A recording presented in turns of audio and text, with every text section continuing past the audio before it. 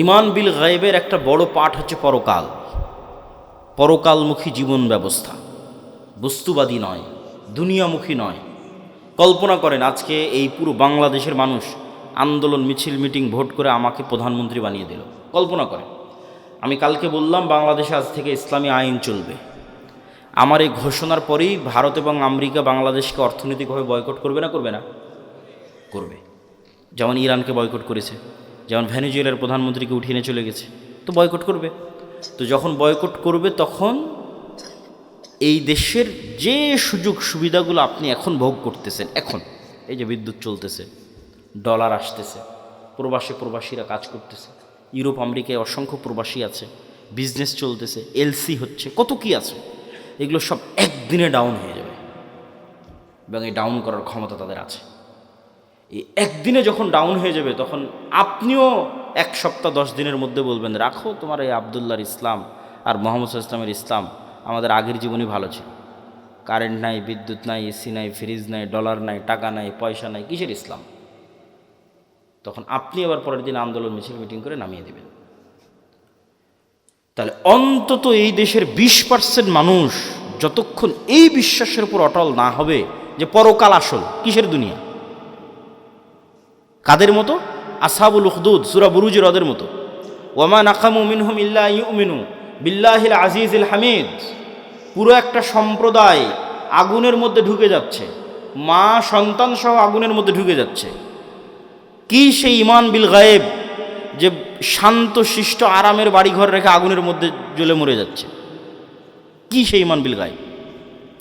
ওই ইমান বিল গায়েব হচ্ছে এটা যে ওই আসহাবুল উখদুদ ওরা দেখতে পাচ্ছে, নিশ্চিত দেখতে পাচ্ছে যে আমার সামনে জ্বলন্ত আগুন, এটা আগুন নয়, এটা জান্নাত। বলেন আল্লাহু আকবার। আর পিছনে যে আমার শান্তির বাড়িঘর আছে ওখানে জাহান্নামের আগুন জ্বলতেছে। ওরা দেখতে পাচ্ছে যে ওখানে জাহান্নামের আগুন জ্বলতেছে।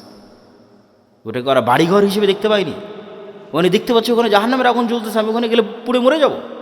আর যে সামনে জ্বলন্ত আগুন, এটা তো জান্নাত। অন্তত 20-30% মানুষের ইমান যতক্ষণ ওই লেভেলে না যাবে ততক্ষণ কিসের আপনি ইসলাম কায়েম করবেন? সম্ভব নয়।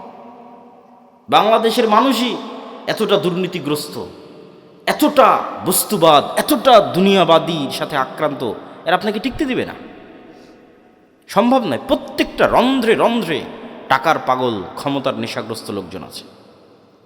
অন্তত 20-30% মানুষের ইমান লাগবে ইমান বিল গায়েবে সর্বোচ্চ লেভেলের, পরকালমুখী, দুনিয়া বিমুখ। আর 20-30% মানুষের লাগবে পূর্ণাঙ্গ তাওহীদ। আল্লামা ইকবাল লিখেছেন, ये दौर अपने बराहिम की तलाश में है, যে আজকের যুগের মুসলমানদের সকল সমস্যার সমাধানের একটাই রাস্তা, এই যুগের ইব্রাহিম লাগবে। এই যুগের ইব্রাহিম কোথায়? আজ থেকে 5000 বছর আগে ইব্রাহিম আলাইহিস সালাম এসেছিল, পূর্ণাঙ্গ শতভাগ তাওহীদে বিশ্বাসী। ওই পূর্ণাঙ্গ শতভাগ তাওহীদে বিশ্বাসী ইব্রাহিম কোথায়? আজকের মুসলিম উম্মার মধ্যে ওই ইব্রাহিম লাগবে। তাহলে মুসলমানদের মুক্তির যাত্রা শুরু হয়ে যাবে। হ্যাঁ, আপনাদের মতো যারা আহলে হাদিস এবং সালাফি আছে তারা বড় শিরক, বড় বেদাত থেকে অনেকটাই মুক্ত, কিন্তু পূর্ণাঙ্গ শতভাগ তাওহীদের অনুসারী নয়। কিভাবে? এটা আপনাকে বুঝিয়ে বলি যে কেমনে আপনি পূর্ণাঙ্গ শতভাগ তাওহীদের অনুসারী নন।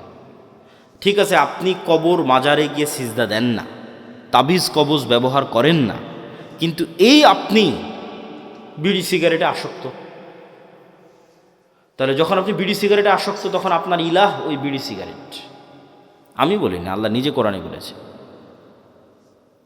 যে তার নফস ইলাহু হাওয়া, তার ইলাহ হচ্ছে তার নিজের অন্তরের কামনা।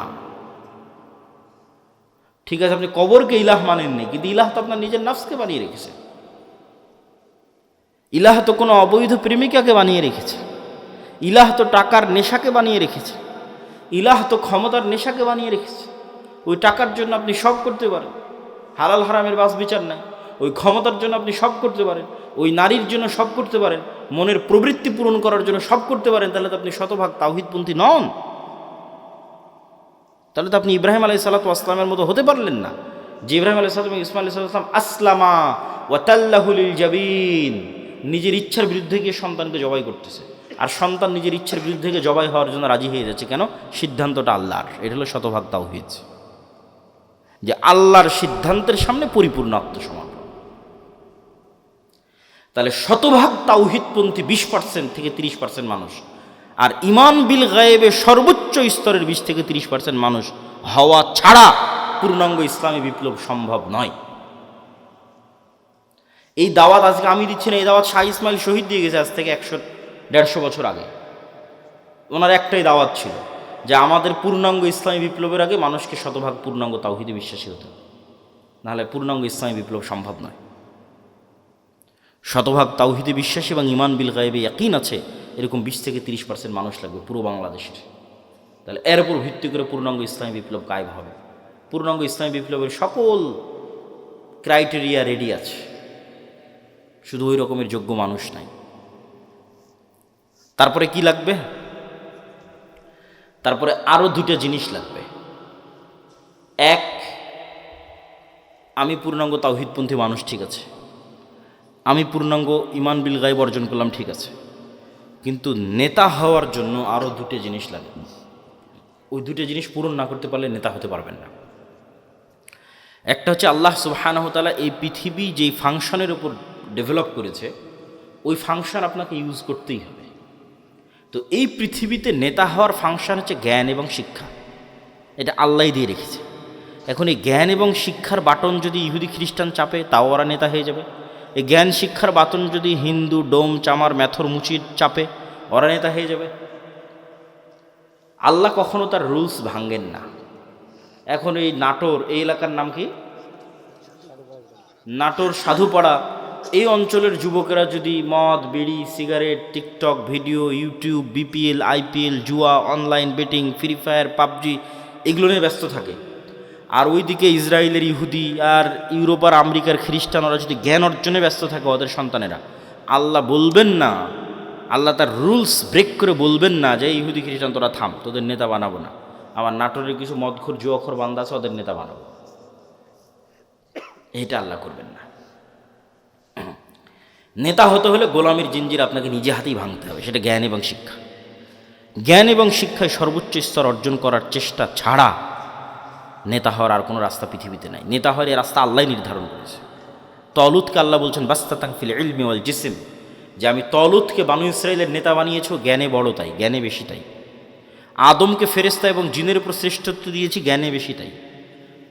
আল্লাহ সুবহানাহু ওয়া তাআলা নিজের রুবুবিয়ত এবং উলুহিয়তের চ্যালেঞ্জ দিয়েছেন তার জ্ঞান দিয়ে, সবার চেয়ে অসীম জ্ঞানের অধিকারী তিনি। তাহলে শক্তিশালী হওয়ার নেতা হওয়ার রাস্তা জ্ঞান, যে গ্রহণ করবে সেই নেতা হবে, আল্লাহ বাধা দিবেন না। আর মুসলমান যদি গ্রহণ না করে কি করার বলেন? কিছুই করার নেই। তাহলে 3 নম্বর রাস্তা হচ্ছে জ্ঞান অর্জন করতে হবে। 4 নম্বর রাস্তা সত্যবাদিতা এবং ন্যায়পরায়ণতায় অটল থাকতে হবে, পাহাড়ের মতো। যেটা দিয়ে আলোচনা শুরু করেছি যে 2 নম্বরই ধোঁকাবাজি, এগুলো যে গণতন্ত্র এবং সুদ থেকে আসে, ওইটার বিপরীতটাই হচ্ছে সত্যবাদিতা ন্যায়পরায়ণতায় অটল থাকা, ওসমান হাদিদের মতো। কিন্তু মুসলমানদেরকে আমরা ইসলামটা বুঝাতেই পারলাম না। বাংলাদেশের OC DC SP AC land sub registrar সচিবালয়ে কত সচিব বসে আছে, আমরা তো বাহির থেকে তো এসে আর আমাদের কেউ গোলাম করতেছে না, আমাদের লোকজনই তো গোলাম, বাংলাদেশের নাগরিকেরাই তো গোলাম, বাহির থেকে এসে কেউ গোলাম করতেছে না তো। এই সমস্ত পদে যারা বসে আছে এরা টাকার কাছে বিক্রি হয়ে যায়, অথচ এরা সালাত আদায় করে, এরা হজ করে, এরা ওমরা করে, এরা মসজিদ মাদ্রাসায় যে কমিটি বিশেষ অতিথি প্রধান অতিথি এরা সবাই আছে, কিন্তু নিজ চেয়ারে যখন বসতেছে তখন 2 নম্বরই করতেছে। তাহলে এরা কি মনে করেছে? এরা মনে করেছে ঠিক আছে, আমি সচিবালয়ে বসে এসিল্যান্ড সাব রেজিস্ট্রার যা আছে সব হয়ে যত পারি 2 নম্বরই সুদ ঘুষ দিয়ে টাকা ইনকাম করব, আর নামাজ পড়ে হজ করে আর দান করে ওটাকে মাফ করে নিব। নাউজুবিল্লাহি মিন যালিক। তাহলে আমরা হুজুররা এটা বুঝাতে পারিনি, আলেম ওলামা বুঝাতে পারিনি যে ইসলাম কি। এটা তো মুনাফিকই, সে তো মুনাফিক, তার অন্তরে তো ঈমানই ঢোকেনি। তার সালাত কি, তার সিয়াম কি, তার হজ কি, সে তো মুনাফিক। রাসূলুল্লাহ সাল্লাল্লাহু আলাইহি ওয়াসাল্লামের স্পষ্ট হাদিস, ইযা তুমিনা খানা, তাকে যে আমানতের দায়িত্ব দেওয়া হয়েছে ওটার খিয়ানত করে যে মুনাফিক, ওর অন্তরে ঈমান ঢোকেনি। লা ঈমান লিমান লা আমানাতা লাহু। তাহলে মুনাফিকের হারাম টাকার দুর্নীতির টাকার কিসের ইবাদত? বরং ওর উল্টাটা, ও যদি কোনো বড় ইবাদত নাও করে, কোটি কোটি টাকা দান নাও করে, তাহাজ্জুদের রাতের সালাত নাও আদায় করে, হজ নাও করে, শুধু ওর যে চেয়ারে বসে আছে ওসি ডিসি এসপি মন্ত্রী সচিব এসিল্যান্ড, এই চেয়ারে চুল পরিমাণ অন্যায় না করে, তাহলে এদের হজের চেয়ে, এদের রাতের তাহাজ্জুদের সালাতের চেয়ে এবং অন্যদের কোটি কোটি টাকা দানের চেয়ে সে শ্রেষ্ঠতম নেকির অধিকারী হবে। রাসূলুল্লাহ সাল্লাল্লাহু আলাইহি ওয়াসাল্লাম বলেছেন, সাবআতু ইযিল্লুহুমুল্লাহ ইয়াউমা লা যিল্লা ইল্লা যিল্লুহু। এক নম্বরে ইমামুন আদিল। 7 শ্রেণীর যারা বিশেষ আল্লাহর ছায়া পাবে, এখানে সবাই আছে, নামাজি আছে, দানবীর আছে, সবাই আছে, কিন্তু 1 নম্বরে জায়গা দেওয়া হয়েছে পদে বসে ন্যায়পরায়ণ যে। ও তো এমনি সবচেয়ে বড় নেকির কাজ করে, ওর জন্য তো এমনি জান্নাত। ও তো আল্লাহর গুণে গুণান্বিত হয়েছে। আল্লাহ যেমন বিচারের আসনে বসে শতভাগ ন্যায়পরায়ণ, আল্লাহ যেমন রাজত্বের আসনে বসে শতভাগ ন্যায়পরায়ণ, আল্লাহর মহৎ গুণ হচ্ছে আল্লাহ ন্যায়পরায়ণ। আল্লাহ জুলুম করেন না। ইন্না হারামতু যুলমা আলাইয়া। মানুষ হয়ে যে আল্লাহর গুণে গুণান্বিত হতে পারে, আল্লাহু আকবার, এটা কত বড় ইবাদত যে মানুষ হয়ে ওসি তারপরে ডিসি এসিল্যান্ড সাব রেজিস্ট্রার সচিব এই চেয়ারে বসে সে দুর্নীতি করবে না ন্যায় করবে, এটা অনেক বড় ইবাদত। আর এই চেয়ারে বসে দুর্নীতি করে সেই টাকা দিয়ে হজ করবে, সেই টাকা দিয়ে মসজিদ মাদ্রাসায় দান করবে, এটা মুনাফিক। আমরা মানুষকে দিন বুঝাতে পারিনি। রাজনীতিবিদদের হাতে ক্ষমতা নেই, ক্ষমতা এদের হাতে। রাজনীতিবিদরা তো 5 বছরের জন্য আসে যায়, ভোট করে, কিন্তু এদের চাকরিতে রিটায়ার্ড না হওয়া পর্যন্ত থাকে। এরা যদি বলে যে আজ থেকে আমরা বিক্রি হব না কোনো দলের কাছে, দেশ একদিনে ঠিক হয়ে যাবে, একদিনে। তো এরা কাদের ঘরের সন্তান? আমাদের ঘরের সন্তান, আমাদের ছেলে মেয়ে। পুলিশে কারা, আর্মিতে কারা, সচিবালয়ে কারা, বিসিএস পরীক্ষা কারা দেয়? আমার আপনার ছেলে মেয়ে। এদের আমাদের ঠিক করতে হবে, দাওয়াত দিয়ে নতুন প্রজন্মকে সত্যবাদিতা এবং ন্যায়পরায়ণতা অটল হতে হবে। এটাই তো গোলামি থেকে মুক্তির রাস্তা। ওই দিন থেকেই তো দেশ স্বাধীন। সম্মানিত উপস্থিতি, তাহলে 2টা পয়েন্ট বললাম নেতা হওয়ার, এক শিক্ষা এবং জ্ঞান, আর এক সত্যবাদিতা এবং ন্যায়পরায়ণতা। থাকলেই মানুষ নেতা হয়ে যাবে, অটোমেটিক নেতা হয়ে যাবে, কিচ্ছু করা লাগবে না, আল্লাহ নেতা বানিয়ে দিবে তাকে। আর এবার 4 নাম্বার পয়েন্ট, যেটিতে বক্তব্যের শেষের দিকে যাব, সেটা হচ্ছে এই গুণে গুণান্বিত মানুষেরা যখন আসবে, যারা তাওহীদে বিশ্বাসী, ঈমান বিল গায়বে ইয়াকিন রাখে, জ্ঞানে সর্বোচ্চ, আবার তাকে কেনা যায় না, এই মানুষগুলো পৃথিবীর জন্য হুমকি। এদের উপর জুলম নেমে আসবে, এদের উপর বাধা নেমে আসবে, এদের উপর অত্যাচার নেমে আসবে। এই জন্য এদের বাঁচার রাস্তা হচ্ছে আল্লাহর সাহায্য। এদের বাঁচার রাস্তা কি? দুনিয়ার শক্তি দিয়ে বাঁচার কোনো রাস্তা নেই। মুসলমানদের অতীতে, আজ, ভবিষ্যতে দুনিয়ার শক্তি দিয়ে বাঁচার কোনো রাস্তা নেই। মুসলমানদের বাঁচার রাস্তা আল্লাহর সাহায্য। আল্লাহর সাহায্য পাওয়ার 2টা বড় রাস্তা, 2টা বড় সিক্রেট রেসিপি আজকে দিয়ে বক্তব্য শেষ করব। যে মুসলমানদের জন্য আল্লাহর সাহায্য নিশ্চিত করার 2টা বড় রাস্তা, এক সালাত আর এক জিকির। সালাতের মধ্যে সবচেয়ে বড় পাওয়ারফুল হচ্ছে রাতের সালাত। সালাত হচ্ছে এমন এক টেকনোলজি, আমি উদাহরণ দিই ইবনুল কাইয়িম রাহিমাহুল্লাহকে সামনে রেখে, নাহলে দিতাম না। আমরা যেমন এখানে বসে থেকে হাজার হাজার কিলোমিটার দূরে থাকা আমেরিকার কোনো টিচারের কাছে অনলাইনে ক্লাস করতেছি, অথবা এখান থেকে 100 কিলোমিটার দূরে থাকা ঢাকার কোনো টিচারের কাছে অনলাইনে ক্লাস করতেছি, তো পাসওয়ার্ড লগ ইন দিয়ে যখন ক্লাসে জয়েন করি, তখন দুইজনে লাইভ সেশন, টিচারও যুক্ত হয়েছে, স্টুডেন্টও যুক্ত হয়েছে লাইভ সেশনে, কানেক্টেড। তো আজকের ইন্টারনেট, আজকের মোবাইল দিয়ে মানুষ হাজার কিলোমিটার দূরে থাকা টিচারের সাথে, মানুষের সাথে লাইভ কানেক্টেড হচ্ছে, লাইভ কথোপকথন করতেছে।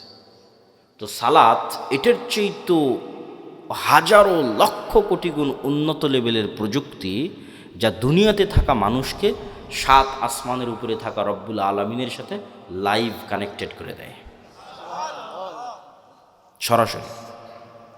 মানুষ যখন সালাতে দাঁড়ায় এবং চোখ যখন সিজদার দিকে, অন্তর যখন আল্লাহর দিকে নিবদ্ধ, তখন রব্বুল আলামিনও তার মুখোমুখি হয়ে যান।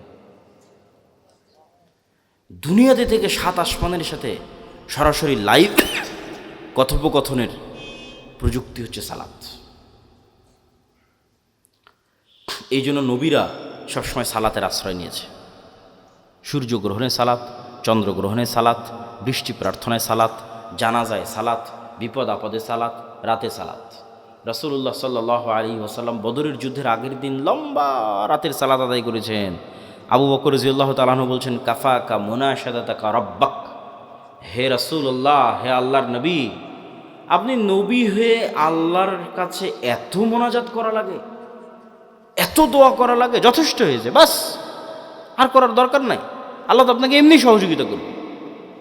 তাহলে কি পরিমাণ লম্বা রাতের সালাত মুহাম্মদ সাল্লাল্লাহু আলাইহি ওয়াসাল্লাম আদায় করেছেন, আর কি পরিমাণ দোয়া আল্লাহ সুবহানাহু ওয়া তাআলার কাছে করেছেন, যে আবু বকর রাদিয়াল্লাহু তাআলা আনহুর মতো সাহাবী এই দোয়ায় ক্লান্ত হয়ে গেছে, এই রাতের সালাতে ক্লান্ত হয়ে গেছে। তাহলে এখন বুঝেন, মুহাম্মদ সাল্লাল্লাহু আলাইহি ওয়াসাল্লাম আমার, আপনার এবং আবু বকর রাদিয়াল্লাহু তাআলা আনহুর চেয়ে বেশি জানতেন যে কাল বদরের যুদ্ধে দুনিয়ার শক্তি দিয়ে আমার বিজয় সম্ভব নয়। কাল বদরের যুদ্ধে আমাকে জিততে হলে কার সাহায্য লাগবে? আল্লাহর। আর আল্লাহর সাহায্য পেতে হলে আমাকে রাতের সালাতে দাঁড়াতে হবে। তাহলে পৃথিবীর সর্বশ্রেষ্ঠ রাসূল, সর্বশ্রেষ্ঠ মানুষ আল্লাহর সাহায্য নেবেন, এই জন্য রাতে ঘন্টার পর ঘন্টা রব্বুল আলামিনের সামনে দাঁড়িয়ে আছেন। আর আমি এবং আপনি রাতের সালাত তো বহু দূরের কথা, 5 ওয়াক্ত সালাত আদায় না করেই শুধু ভোট দিয়ে ইসলাম বিজয় হয়ে যাবে, আর মিছিল করে আর তাকবীর দিয়ে ইসলাম বিজয় হয়ে যাবে, এটা সম্ভব নয়। ওই যেমন বলেছে 20-30% মানুষ শতভাগ তাওহীদপন্থী লাগবে, 20-30% ঈমান বিল গায়েব লাগবে, ঠিক তেমন তার পাশাপাশি 5 ওয়াক্ত সালাত আদায়কারী এবং রাতের সালাতে অভ্যস্ত মানুষ লাগবে। যে সালাতে নাই ও আল্লাহর গন্তির মধ্যে নেই, আর আবার ইসলাম কি, আর আবার বিপ্লব কি, আর আবার বিজয় কি, আর আবার খেলাফত কি, আর আবার শাসন কি, কিচ্ছু নেই। যে সালাতে নাই সে আল্লাহ সুবহানাহু ওয়া তাআলার গণনার মধ্যেই নাই, ওর জন্য আল্লাহর সাহায্য নাই। ও ভাগাড়ে পড়ে মারা গেল, কি ওকে কেউ উঠিয়ে নিল, কি গোলাম হয়ে গেল, সেটাও আল্লাহর দেখার নেই। আল্লাহ সুবহানাহু ওয়া তাআলার সাথে কানেক্টেড থাকা ছাড়া, আল্লাহর সাহায্য নেওয়া ছাড়া মুসলমানদের বিজয়ের কোনো রাস্তা নাই। আর আল্লাহর সাহায্য নেওয়ার জন্য সালাত আদায় করতেই হবে, আল্লাহর খাতায় নাম থাকতেই হবে। আল্লাহ আপনাকে চিনেই না, কিসের সাহায্য করবে আপনাকে? তো যে সালাতে নেয় হয়তো আল্লাহ সুবহানাহু ওয়া তাআলা চিনবেই না। সম্মানিত উপস্থিতি, এই জন্য সালাত মোস্ট পাওয়ারফুল, আর সালাতের মধ্যে সবচেয়ে পাওয়ারফুল হচ্ছে রাতের সালাত। আমরা যেমন আমাদের ফোন, এই যে হাতে ফিঙ্গারপ্রিন্ট দিয়ে ফোন ওপেন হয়ে যাচ্ছে, পাসওয়ার্ড দিয়ে ফোন ওপেন হয়ে যাচ্ছে, ফেস ভেরিফিকেশন দিয়ে ফোন ওপেন হয়ে যাচ্ছে, 5 স্টার হোটেলে গেলে কার্ড পাঞ্চ করলে ওপেন হয়ে যাচ্ছে। তো এগুলো সব লক ওপেন হওয়ার সিস্টেম পৃথিবীতে। তো কল্পনা করেন যে আমরা পৃথিবীর অত্যাধুনিক প্রযুক্তির একটা দরজার সামনে দাঁড়িয়ে আছি, এর চেয়ে অত্যাধুনিক প্রযুক্তির দরজা পৃথিবীতে নাই। ওই দরজা ওপেন করতে হলে বিভিন্ন varieties type of password use করতে হয়। যেমন নির্ধারিত সময়ে আসতে হয়, নির্ধারিত সময় ছাড়া খোলে না। আবার নির্ধারিত ফরম্যাট ছবি, পিকচার ওখানে আপলোড করা আছে, ওইটার সাথে মিলতে হয়। আবার ওই প্রতিটা ফরম্যাটের সাথে নির্ধারিত সাউন্ড আছে, ওটাও মিলতে হয়। যেমন ধরেন আমি এই ফরম্যাটে দাঁড়ালাম, এটার সাথে একটা সাউন্ড আছে আলহামদুলিল্লাহ রাব্বিল আলামিন। রুকুর ফরম্যাটে দাঁড়ালাম, ওটার সাথে একটা সাউন্ড আছে সুবহান রাব্বিল আযীম। টাইম মিলতে হবে, ফরম্যাট মিলতে হবে, আওয়াজ মিলতে হবে, তারপরে ওই দরজাটা খুলবে, তার আগে দরজা খুলবে না। তো এইরকম সালাত এর চেয়েতেও টপ লেভেলের উন্নত প্রযুক্তি, যা রব্বুল আলামিনের সাহায্যের দরজা, রব্বুল আলামিনের সাথে যোগাযোগের দরজা উন্মুক্ত করে দেয় হচ্ছে সালাত। এই সালাত ছাড়া আমাদের বাঁচার কোনো রাস্তা নেই, সালাত ছাড়া আমাদের উদ্ধার হওয়ার কোনো রাস্তা নেই। 2 নম্বর হচ্ছে জিকির। জিকিরের মধ্যে সবচেয়ে গুরুত্বপূর্ণ হচ্ছে সকাল সন্ধ্যার জিকির। সকাল সন্ধ্যার জিকির দিয়ে আল্লাহ কোরআন পরিপূর্ণ করে রেখেছে, যদিও আমরা এটাকে খুবই অবহেলা করি। সকাল সন্ধ্যার জিকির। জিকির কেন পাওয়ারফুল? জিকির কেন পাওয়ারফুল এটা বুঝতে হলে আপনাকে বুঝতে হবে আওয়াজ কেন পাওয়ারফুল, সাউন্ড কেন পাওয়ারফুল। সাউন্ড কি আবার পাওয়ারফুল হতে পারে? আওয়াজ কি পাওয়ারফুল হতে পারে? শব্দ এবং বাক্য কি পাওয়ারফুল, শক্তিশালী হতে পারে? এটাই আগে বুঝতে হবে। আজকের আধুনিক সভ্যতা টিকে আছে, এই যে ক্যামেরা, এই যে মোবাইল, কম্পিউটারের টিকে আছে এই আলোর তরঙ্গের মধ্যে ডাটা ট্রান্সফার করার ক্ষমতা, এটার উপর। আমি এখানে বলতেছি, আমার এই কথাটা আলোর মধ্যে দিয়ে এই মোবাইল হয়ে নেটওয়ার্কের টাওয়ার হয়ে আমেরিকায় গিয়ে এখন বাজতেছে, ইউরোপ, সৌদি, কুয়েত, কাতার, ঢাকা, রাজশাহী থেকে এখনই বাজতেছে। তো এই যে এই আলো যে আমার এই কথা বহন করতে পারে, ডাটা ট্রান্সফার করতে পারে, এটা আমরা জানতাম না, মানুষ জানতো না, এটা আগে থেকেই ছিল। ওটা আমরা জেনে কাজে লাগাতে পেরেছি, এটাই আমাদের আধুনিক সভ্যতা, এটার উপরে টিকে আছে।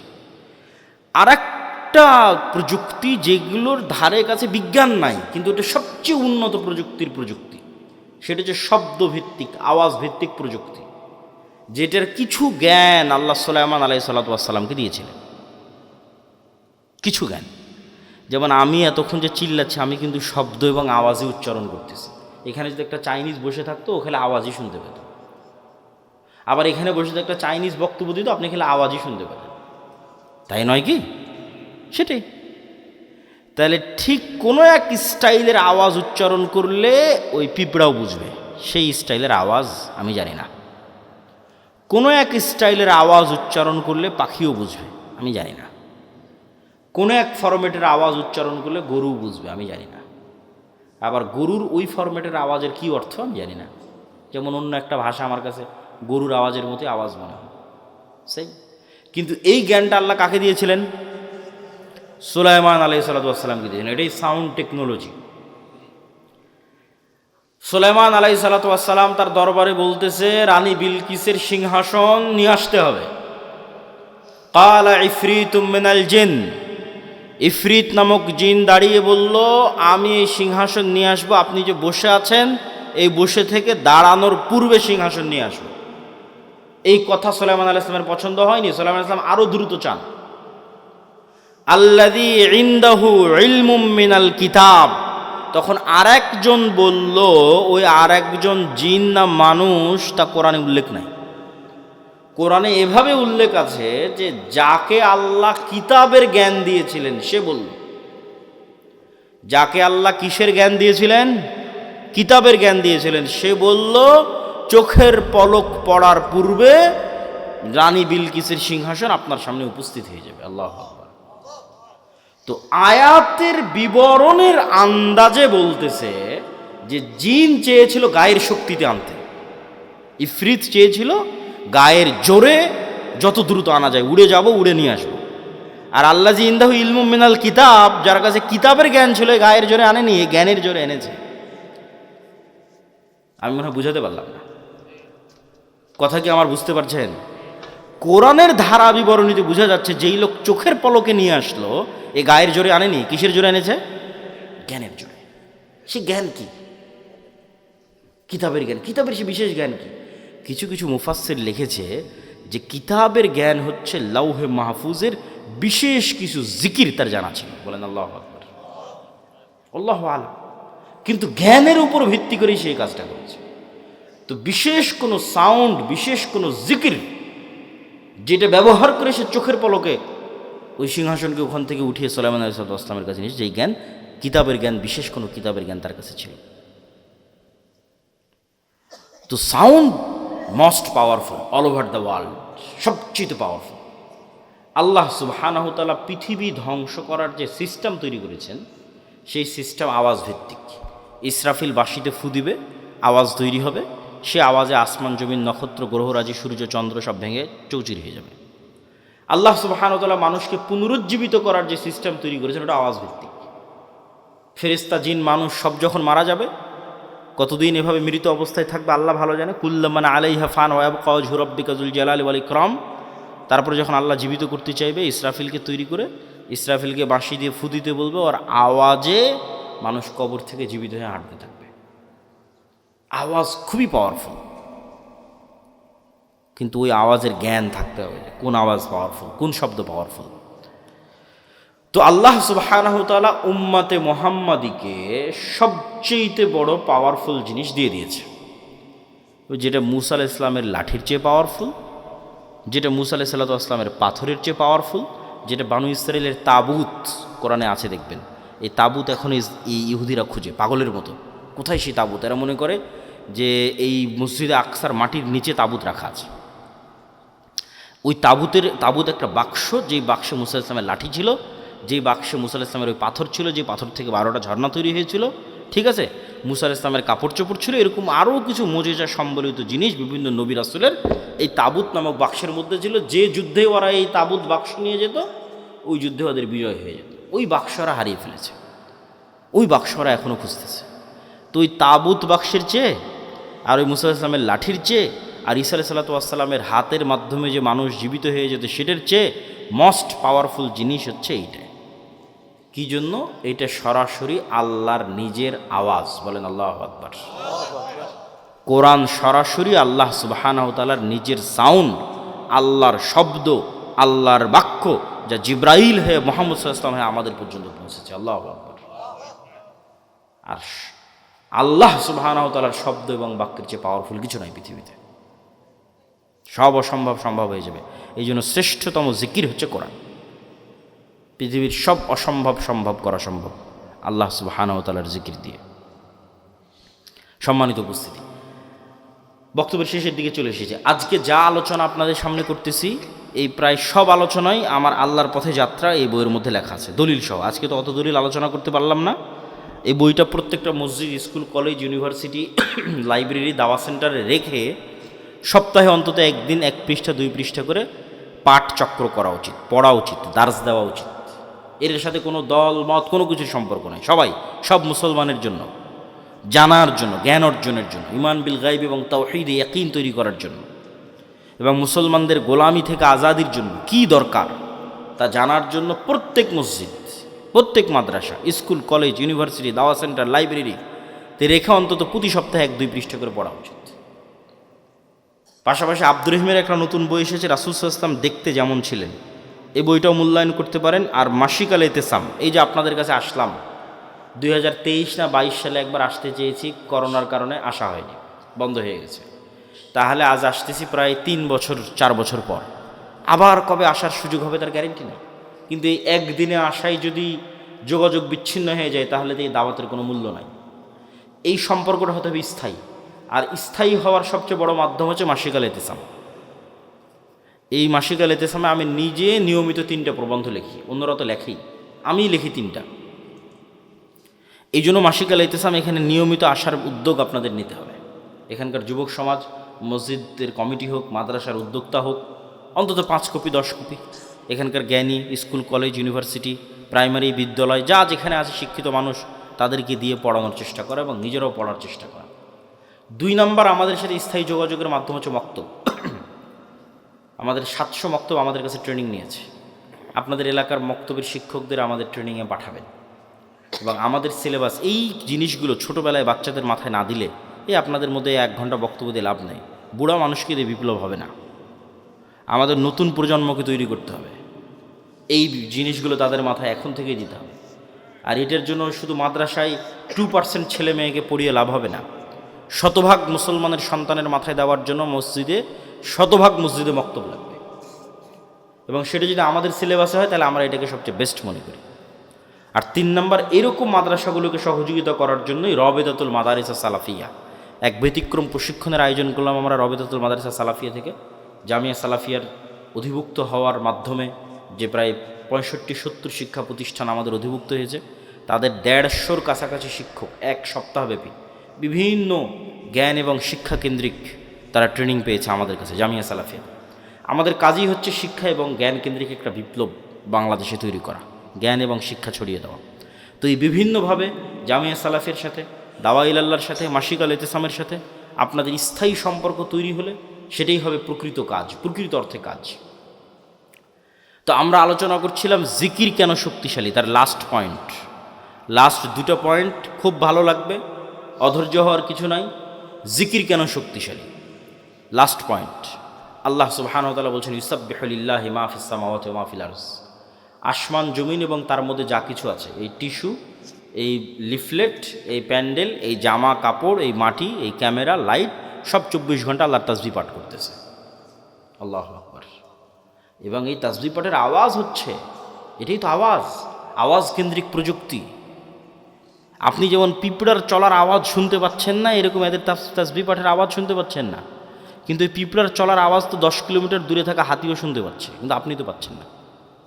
আল্লাহরই কিছু প্রাণী আছে যারা পিঁপড়ার চলার আওয়াজ শুনতে পাচ্ছে। এটা আমাদের শ্রবণ শক্তির ঘাটতি। এই জন্য তো এটা গায়েব, এই জন্য তো গায়েবের জ্ঞান আল্লাহ কোরআনে দিয়েছে, এটা গায়েবের নলেজ। আল্লাহ বলতেছে এগুলো সব তাসবিহ করতে। সব জীবজন্তু, জড়বস্তু, জড় পদার্থ, কীট পতঙ্গ, পঙ্গপাল সব আজান বুঝে এই আজানের পক্ষে কি আমাদের মাঠে সাক্ষী দিবে। তাহলে এরা তাসবিহ বুঝে, আবার আমি যখন সুবহান আল্লাহ বলতেছি তখন এটাও বুঝতেছে। এই টিস্যু পেপার আমার সুবহান আল্লাহ বুঝে, কেন ও নিজেও সুবহান আল্লাহ বলতেছে। এটাই গায়েব। এই জন্য এটা সবচেয়ে পাওয়ারফুল। সব কিছু আপনার অধীনস্থ এক জিকির দিয়ে। সুবহানাল্লাযী সাখখারা লানা হাযা ওয়া মা কুন্না লাহু মুকরিনিন ওয়া ইন্না ইলা রাব্বিনা লামুনকালিবুন। এটা জিকির। এটাতে গাড়ি বিমান সব অধীনস্থ। মহাপবিত্র সেই সত্তা যিনি এই গাড়ি বিমান আমাদের অধীনস্থ করে দিয়েছে। এই জন্য জিকির আপনাকে ব্যবহার করতেই হবে, বিশেষ করে সকালে এবং সন্ধ্যায়। এবং অনেক সময় দোয়ার চেয়ে জিকির পাওয়ারফুল হয়, এই জন্য দোয়াতে মানুষের নিজের কথা বেশি থাকে। আল্লাহ আমার এটা দাও, আল্লাহ আমার ছেলেকে এটা দাও, আল্লাহ আমার বউকে এটা দাও, আল্লাহ আমার টাকা দাও, আল্লাহ আমার পয়সা দাও, বাড়ি দাও, গাড়ি দাও, নিজের কথা বলতে বলতে শেষ।